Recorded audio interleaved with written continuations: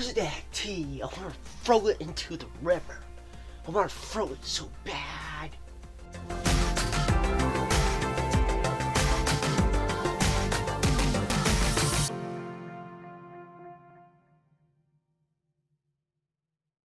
Welcome to Film News Report, where we give you videos about filmmaking every Monday.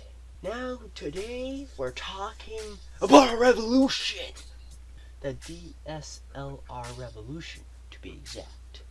Now, on May 2nd, 2015, RedShark announced the end of the DSLR Revolution. And that made me wonder, what was DSLR Revolution, and why is it ending? Well, before 2008, there were two cameras, and one was for video and one wasn't for video.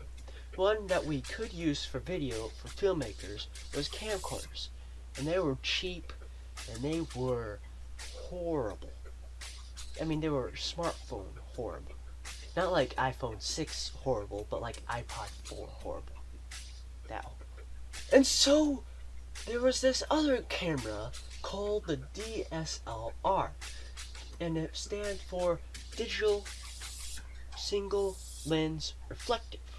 And that meant it had a mirror behind the camera lens, and it would direct light into the viewfinder and you could look through it. And then, when you're taking a photo, the mirror would swing open and the light would hit the sensor. Now, at 2007, it could just take photos. But then, on August 27, 2008, the Nikon D90 was released. It was the first digital SLR that can record video, and it was horrible. Again, it was its first. I mean, it was a camera that was designed to take photos and went into taking videos. It was first used as a consumer feature, just to get the hobbyist or the casual photographer. It would record at 720p and only for 5 minutes. And now Nikon didn't know why there was such a small time, but it would overheat, as they would find out. Then Canon, as being the giant DSLR company against Nikon as always, decided to release a DSLR that also recorded video. This was Canon EOS 5D Mark II. It recorded at 1080p for at least 12 minutes. True, it was 7 minutes more, but still not a lot of time. Thanks to these two cameras, DSLRs boomed. These companies went at each other, improving digital SLRs, and filmmakers loved these cameras. So why did they love them? Well, they loved them for 7 reasons. First reason, it had progressive frame rate. And this was far better than the camcorders that record at interlaced frame rate, and those screamed amateur. 2, it had a shadow depth of field, which was awesome and made a bokeh feel. 3, it was affordable cinema-like quality. I mean, there was nothing like this for this type of budget. 4, it had low light sensitivity. 5, they had large CMOS sensors. 6, it was digital, so you could use it in non-linear editing, and you had easy storage system. Last but not least, interchangeable lenses. However, it still had its problems. 1, it would overheat. 2, there was a limited amount of power because they were used to taking photos and now they have to take video. 3, there was noise because it was digital and not film.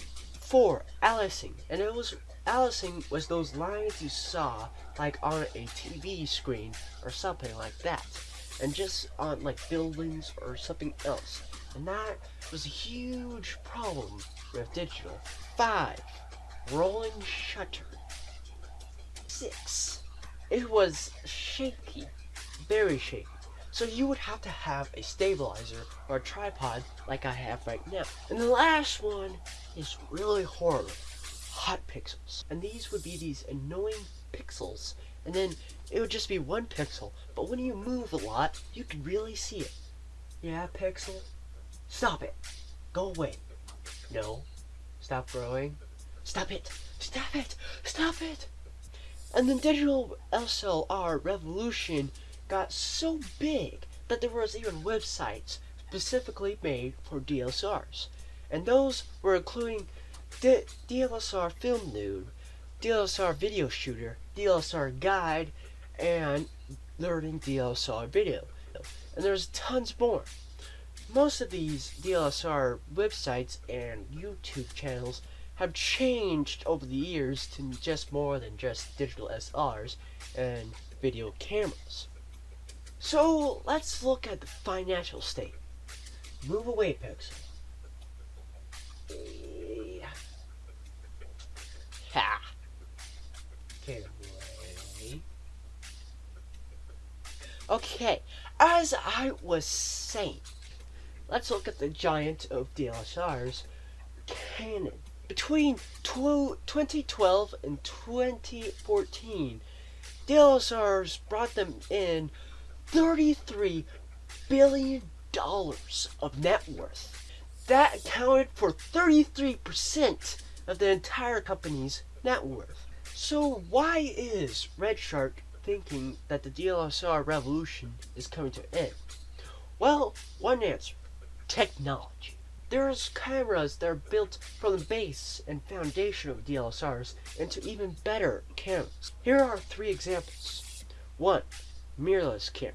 They took out the mirror, as that name implies, and so instead of being digital single lens reflective, it'll just be digital single lens. Another example is the Blackmagic Pocket Cinema camera. It behaved like a digital DSLR and a mirrorless camera. And the last one is not even close to a digital SLR as far as lens go. It is called the L16. It's the size of a smartphone as well, and it have 16 lenses, as L16 name implies. And so we look at this revolution and we see it's more of a foundation, and it should be called the DSLR Foundation, because it has inspired filmmaking and changed how we edit, how we write, and how we do production altogether. Technology from today will be dramatically changed. True, we may only use DSLRs for photos, but DSLRs have dramatically changed filmmaking as we know it. And as an ending note, this is Film News Report reminding you to create your story.